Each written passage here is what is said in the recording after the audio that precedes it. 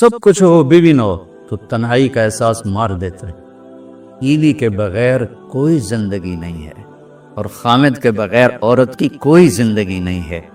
قریب ترین رشتہ بیوی ہے۔ جو سسرال میں زیادتی ہو رہی ہے میں اس کے ازالہ کی کوشش کر رہا۔ تو ہم ایک ہندی معاشرے سے متاثر ہیں جہاں بیوہ کی کوئی سنوائی نہیں، مطلقہ کی کوئی سنوائی نہیں۔ اور تمہیں عجیب بات بتاؤں، یورپ میں نظر آتا ہے عورت بڑی آزاد ہے، یورپ کی عورت پر یہاں سے بھی زیادہ ظلم ہوتا ہے۔ اللہ تعالیٰ نے جتنے انسانی رشتے بنائے ہیں، ماں باپ، بہن بھائی، چاچے تائے، دادا دادی، نانا نانی، ساس سسر، خالہ بھانجا، بھتیجا، پھوپھی پھوپھا، یہ جتنے اللہ نے رشتے بنائے ہیں ان میں سب سے اہم رشتہ خامد اور بیوی ہے۔ سب سے اہم رشتہ خامد اور بیوی ہے۔ سب سے قریب ترین رشتہ خامد اور بیوی۔ لباس سے زیادہ کوئی چیز میرے قریب ہے؟ آپ کے قریب لباس سے زیادہ کوئی چیز قریب ہے؟ بولو۔ تو اللہ تعالیٰ کہہ رہا ہے کہ میری بیوی میرا لباس ہے، اور میری بیوی سے کہہ رہا ہے کہ تیرا خامن تیرا لباس۔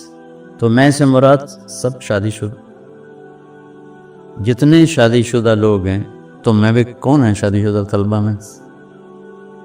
ماشاءاللہ کافی بابرکت مجمع ہے نا۔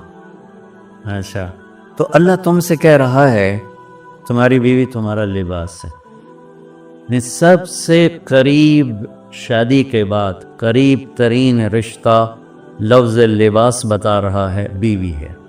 قریب ترین رشتہ بیوی ہے۔ جو قریب ترین ہوتا ہے وہ پہلے ہوتا ہے، اس کا حق پہلے آ جاتا ہے۔ قریب ہو گیا۔ اور کل میں نے کہا تھا کہ لباس اور میرے درمیان کوئی چیز حائل نہیں ہے۔ اس سے میں نے وہ ایک حدیث کو اس کے ساتھ جوڑا تھا جو آپ نے حضرت فاطمہ رضی اللہ تعالیٰ عنہ سے فرمایا تھا کہ جسے میں پسند کروں اسے تو پسند نہیں کرے۔ تو چپ کر کے واپس چلی گئیں اور اپنی اور بیگمات رسول سے فرمایا کہ بھائی آپ جانو اور آپ کا مسئلہ، میں اب اس میں نہیں پڑتی۔ تو یہ رشتہ سب سے قریب ہو جاتا ہے، اس سے قریب اور کوئی رشتہ نہیں ہے۔ جب یہ سب سے زیادہ قریب ہے تو اس کے حقوق بھی سب سے پہلے ہوں، اس کا حق بھی سب سے پہلے ہو، اس کا خیال بھی سب سے پہلے ہو۔ ہمارا جوائنٹ فیملی سسٹم ہے۔ میں کوئی بچیوں کو ساس سسر کے خلاف نہیں پھڑکا رہا۔ جو سسرال میں زیادتی ہو رہی ہے میں اس کے ازالہ کی کوشش کر رہا ہوں۔ آنے والی بچی اپنے ماں باپ کو چھوڑ کر آئی ہے، اب وہ اپنے خامد کے ماں باپ کو اپنا ماں باپ بنا لے تو اس کی سعادت ہے۔ اور بچے کے ماں باپ نے اپنی بیٹیوں کو آگے روانہ کر دیا ہے، وہ اس آنے والی بہو کو اپنی بیٹی بنا لیں تو کتنا خوبصورت ہو جائے گا یہ نظام۔ لیکن تربیت بھی نہیں ہے اور سیرت بھی سامنے نہیں ہے۔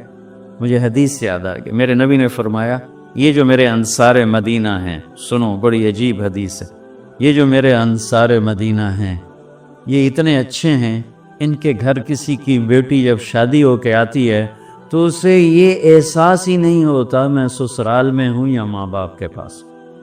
یہ میں چاہتا، یہ میری تشریح میں کوئی کمی زیادتی ہو جاتی ہوگی، کوئی سائڈ زیادہ بیان ہو جاتی ہے، کوئی کم ہو جاتی ہے، لیکن میں یہ چاہتا ہوں۔ یہ حدیث مجھے اللہ نے ابھی یاد دلوائی ہے، حیات الصحابہ میں ہے، جلد اول میں ہے کہ آپ